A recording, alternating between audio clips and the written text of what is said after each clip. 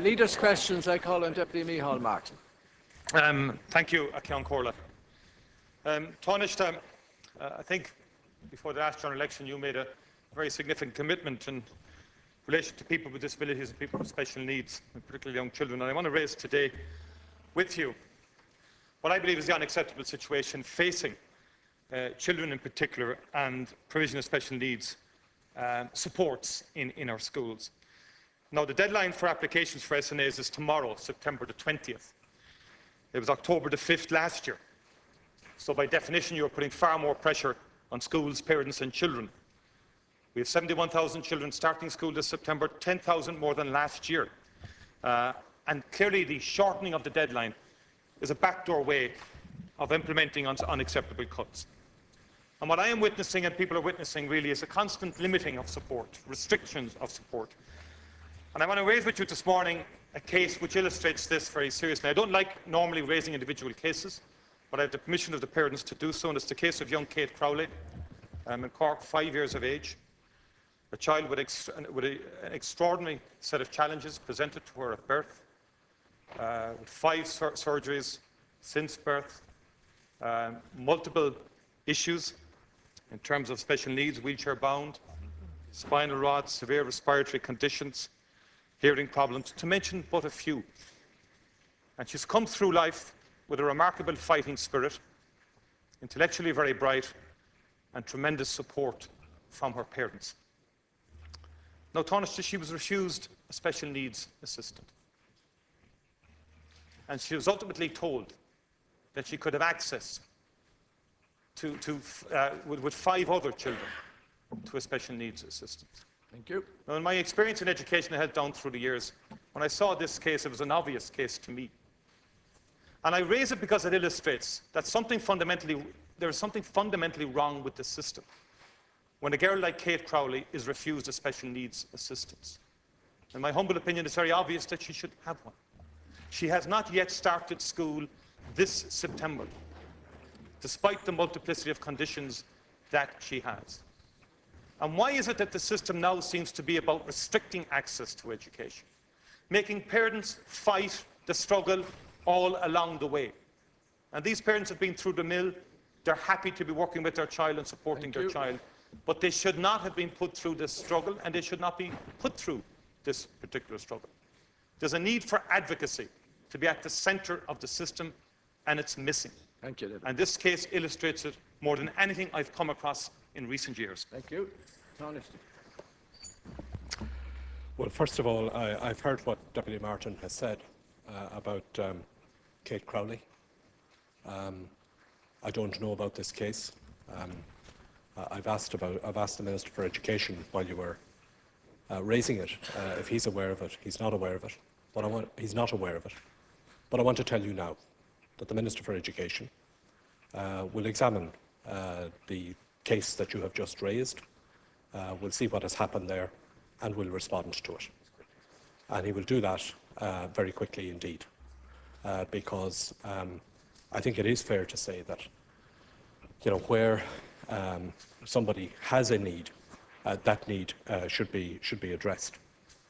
On the general issue of special needs provision in our schools, despite the very challenging financial circumstances that the country has faced, this government has protected the budget for special education.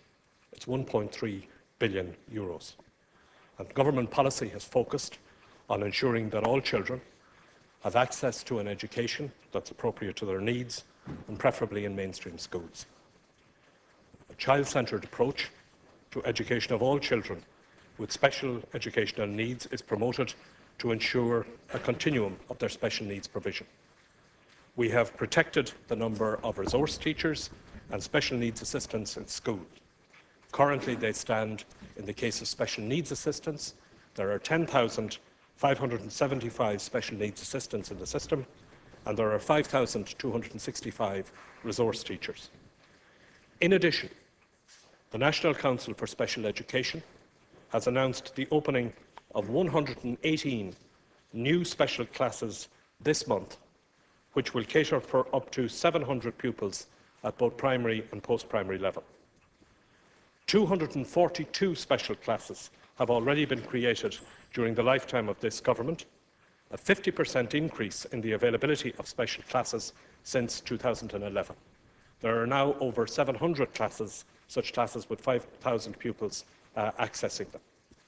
Over 1,100 teachers are also being provided for in special schools, providing teaching to pupils with various disabilities at a much reduced pupil-teacher ratios.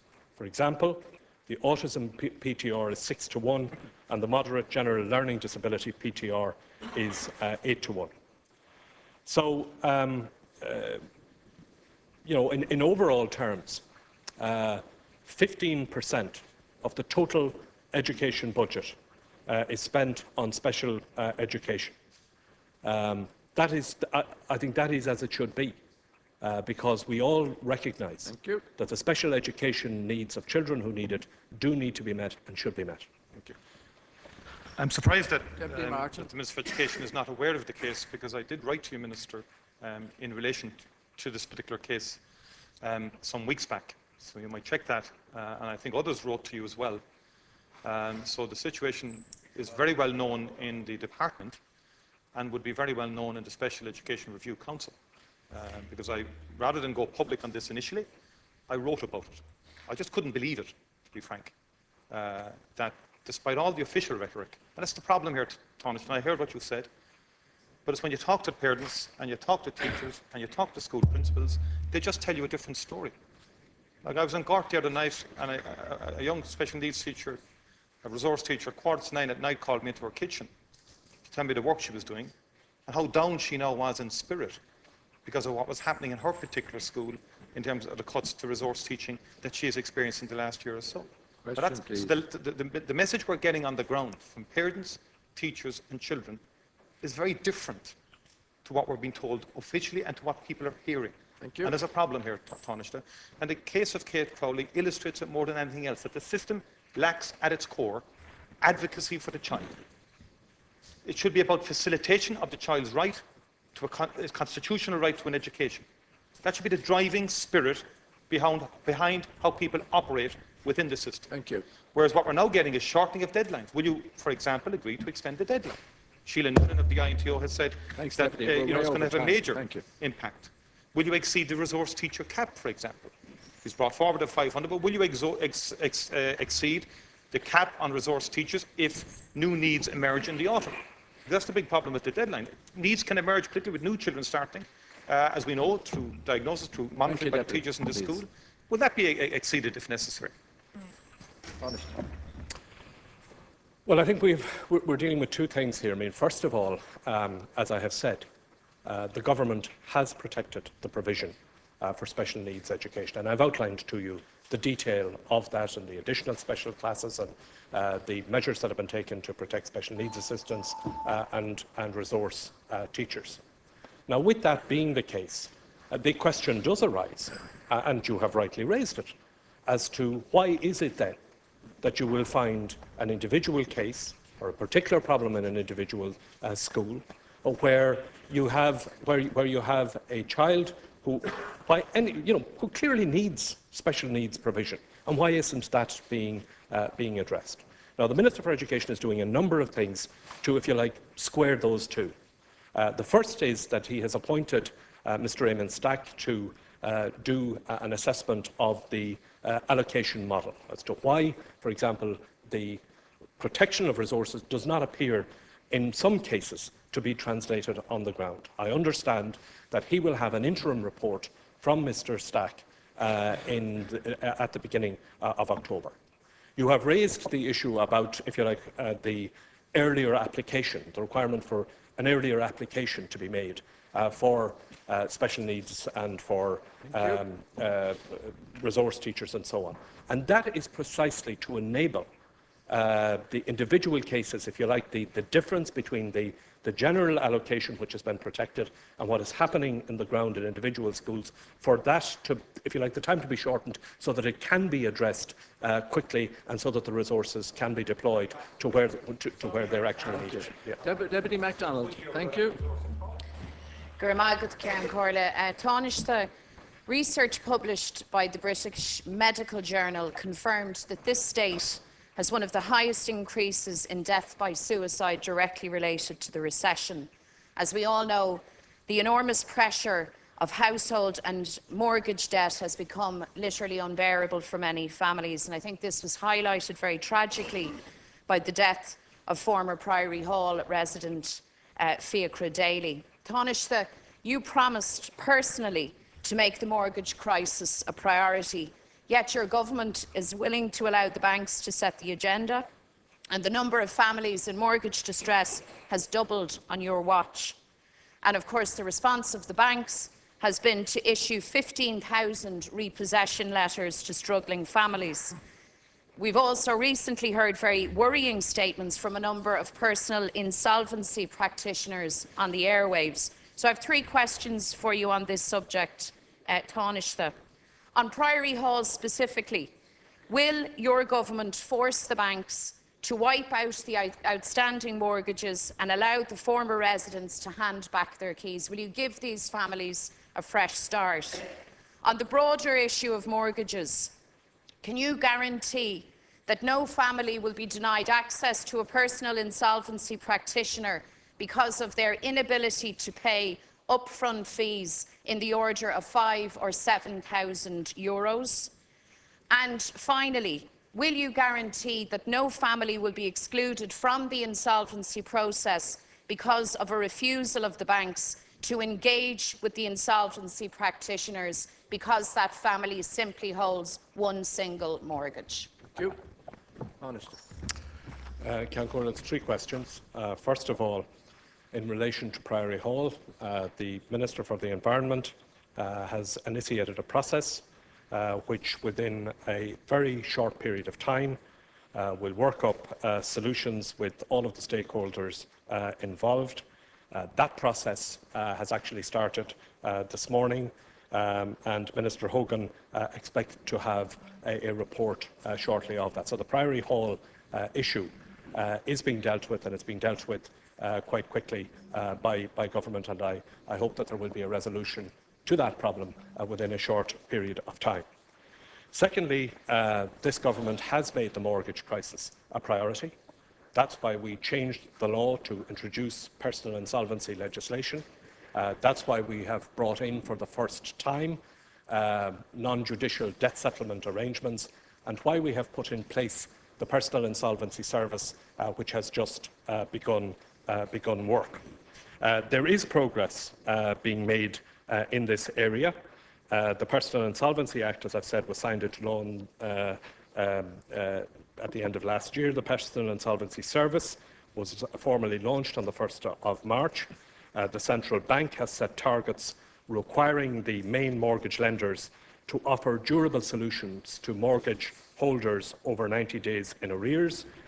The revised Code of Conduct on mortgage arrears was published by the Central Bank in June, and the Department of Finance continues to engage with lenders. The Central Bank end of June mortgage data indicates that the stock of personal mortgage restructures was around 79,000 at that stage. 53% of these restructured accounts are not in arrears, which indicates that the banks are taking some early measures to address mortgage difficulty.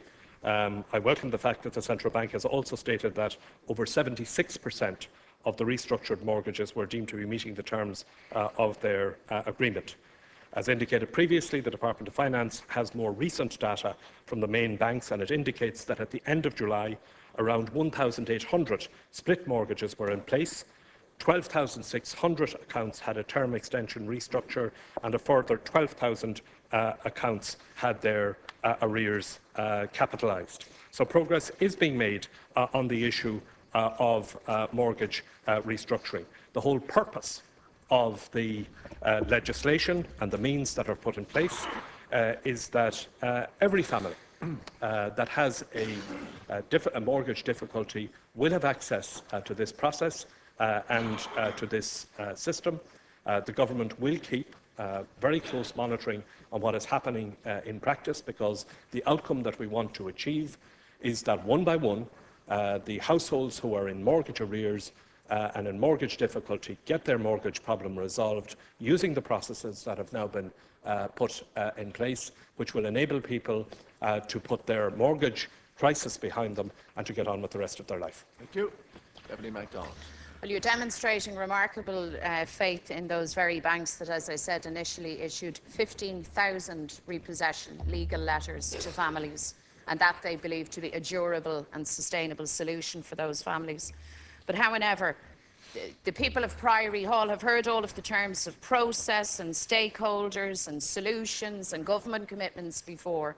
What we need to know is that these people will have the slate wiped clean, that after 2 torturous years and the tragedy therein, that they will have a real opportunity to move on with their lives. So tell us, please, is that option of the wiping of the slate the necessary solution being considered?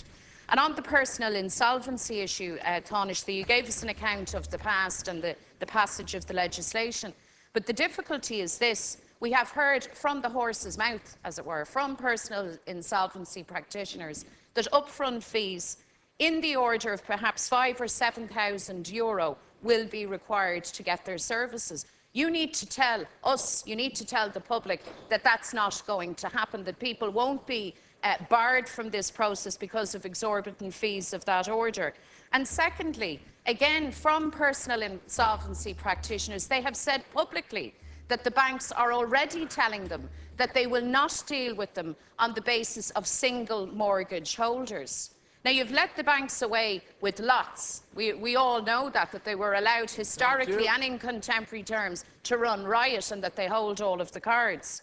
But surely you have something to say when those professionals who will run the service say in public that the banks are already telling them that those families who have a single mortgage, and bear in mind they represent the bulk of people in distress, that they won't even deal with the personal insolvency practitioners to resolve their debt issues. Thank you. The legislation is all very well and good, Tánaiste, but that doesn't mean that your job is done. We have to be absolutely sure that neither because of excessive fees or because of an arrogant stance by the banks that people will find themselves on the wrong end of this. And I want assurances from you today that you will make sure that on the issue of fees and the banks playing ball, that you will ensure that those things are dealt with and dealt with adequately. Tánaiste. First of all, in Priory Hall, the Priory Hall issue is being dealt with. And as I've said, the process that has been put in place is intended to be activated quickly. I'm not going to prejudge the outcome of that. It is going to be dealt with quickly. The people in Priory Hall have waited a very long time. I know that there were judicial issues and there were legal issues and so on and so forth for a period of time. The problems in Priory Hall are being dealt with, and there will be an outcome to that without undue delay. Secondly, in relation to the mortgage issue, the reason that we introduced the legislation, the reason that we established the Personal Insolvency Service, the reason that we put in place the various methods for non-judicial debt settlement is so that the mortgage problems and arrears problems that many households and many families have in this country will be resolved. Nobody is going to be barred from that process. Exorbitant fees or attitudes by banks or attitudes by professionals or anybody else is not going to debar anybody from access to that process. We want our objective has always been to put in place the pathway and the architecture which would enable households and enable families to secure a settlement of their mortgage arrears difficulties with their financial institution. That has to be done on an individual, case-by-case basis. Progress is being made on it. We are going to continue to monitor it because at the end of the day, they absolutely. Sorry, let me tell them publicly. The banks, we want the issue of mortgage arrears with households resolved, and we don't want any issue of attitude or arrogance or any other term that you want to put on it. We want this problem solved. That's why we put in place the legislation. That's why we put in place the Personal Insolvency Service. That is also why it was included in the recapitalisation of the banks at the time. So let nobody be in any doubt. Our determination as a government, we have put in place now the legislation, the method, the Personal Insolvency Service for people to be able to resolve their mortgage difficulties, and the banks and everybody else need to get on with that. And the Central Bank has set targets for that, and we're going to monitor it month by month until the problem is fully resolved. Before I call Deputy Healy, I'd ask speakers to please respect the chair and the time limits imposed by this House. Thank you. Deputy Healy. Thank you, Ciarán. Tánaiste, can I ask you, when will your government stop terrorising sick and elderly people across this country? Your government's austerity budget of this year has targeted the withdrawal of 40,000 existing medical cards from sick and elderly people across the country. That policy is now being implemented on your behalf by the Health Service Executive. And I can say to you, Tánaiste, that it is not possible for me to overstate the fact that sick and elderly people are traumatised and in daily fear of losing their medical cards. The postman or postwoman, who has always been a welcome sight for elderly people, is now a source of anxiety in case they're bringing that dreaded white envelope that says you're under review and the threat of your medical card being withdrawn. And let's be very clear what's happening, Tánaiste. What's happening is that sick and elderly people are being targeted by your government to pay banks, to pay bondholders, and to protect the 10,000 top earners in this country who are earning €595,000 per year each. These medical card holders are being specially and specifically targeted, and they're in their 60s, their 70s, their 80s, and even their 90s. Their cards are not due to be reviewed. They hold fully current, fully valid medical cards assessed and approved by the Health Service Executive with expiry dates up to 2020. But they are now being punished to satisfy the greed of bankers and bondholders. Tánaiste, do you think that this is fair? And will you do anything about it? Have you or your government any compassion for sick and elderly people? And will you immediately instruct the Health Service Executive to desist from punishing and hounding elderly people? It has always been the case, and I'll finish with this, Ciarán Comhairle. It has always been the case that persons with medical conditions who require urgent or ongoing medical treatment have been qualified for discretionary medical cards.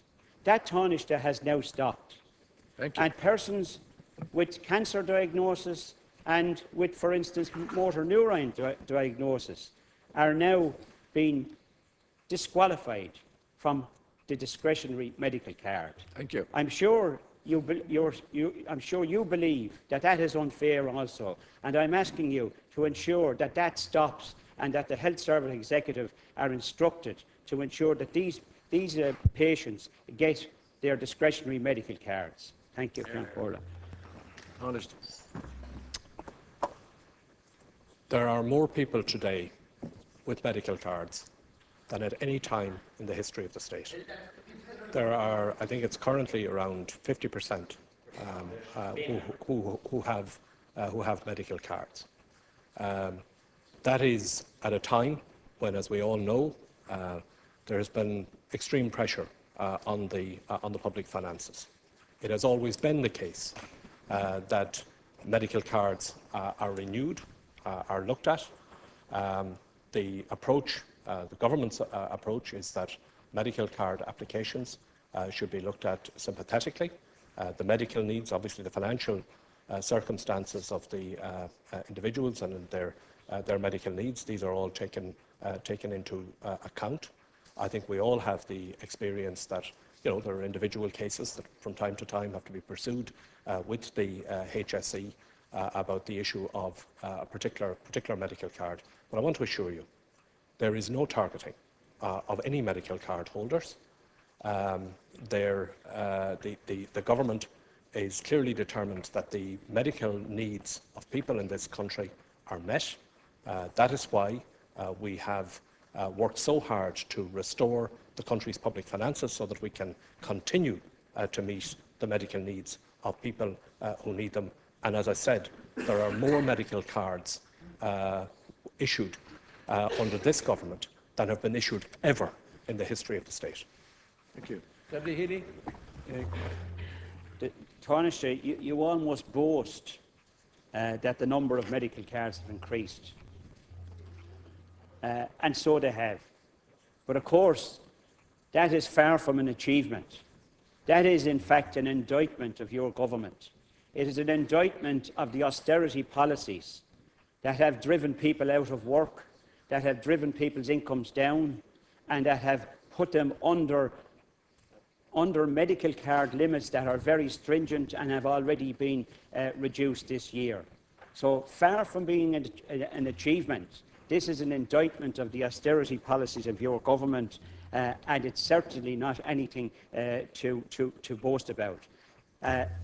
You, of course, have done the usual thing. You haven't answered the question. I've asked you specifically in relation to medical cards which are being reviewed, which are not for review, and also the question of medical cases and the discretionary medical cards. You've chosen not to answer those questions, and of course that's a usual tactic here in this chamber.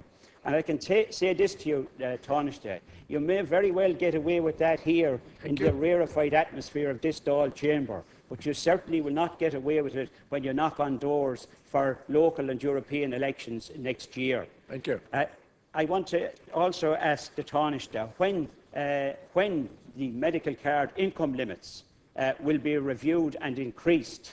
They haven't been increased, Tánaiste, whether you know it or not, since 2006. Thank you. And in fact, some of these limits have been worsened over the past 12 months, including the question of travel to work, which is not allowed and which is very discriminatory towards people living in rural areas where no public transport is available.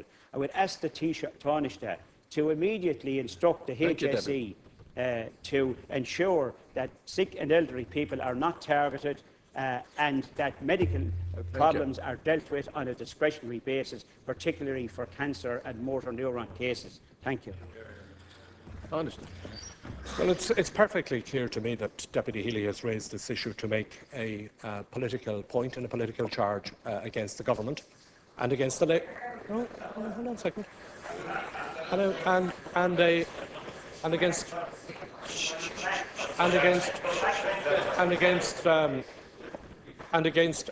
Against the Labour Party in particular.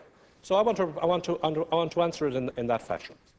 You say we're targeted medical card holders to give the impression that the government is taking medical cards off people. I've told you that there are more medical cards have been issued under this government than has ever happened before. Fact. Secondly, you make. I can't deal with specific cases unless you give me the detail. You want to give me the detail of specific. You want to give me. If you want to give me specific cases, we'll deal with specific cases. But that's not what you're doing. What you're doing is you're making a political charge. You also get up and you make a wild charge about losing jobs. Where the jobs were lost, Deputy Healy, was by the previous government. 250,000 in the 3 years before this government took office. In the last 12 months alone, over 30,000 additional jobs created in this country, and we have a lot more to do. The level of unemployment dropping for the first time since the beginning of the crisis, now down to 13.5% from over 15%. The numbers of people who are long-term unemployed also down from 9.2% to 8.1%. We have a lot more to do in that area. The bringing in of the youth guarantee to get particularly young people back to work, increasing investment in our country to create jobs, and yes, delivering better public services, including the delivery of more medical cards with less money available to the state. That is the achievement of this government, and we're going to continue to do it. And I know that every single day that you get an opportunity, you will come in, you will berate that, you will denounce it, because that is the political game that you are pursuing. Let's concentrate now, less on the political charges, and let's concentrate on the needs of the people of this country, which this government is delivering on.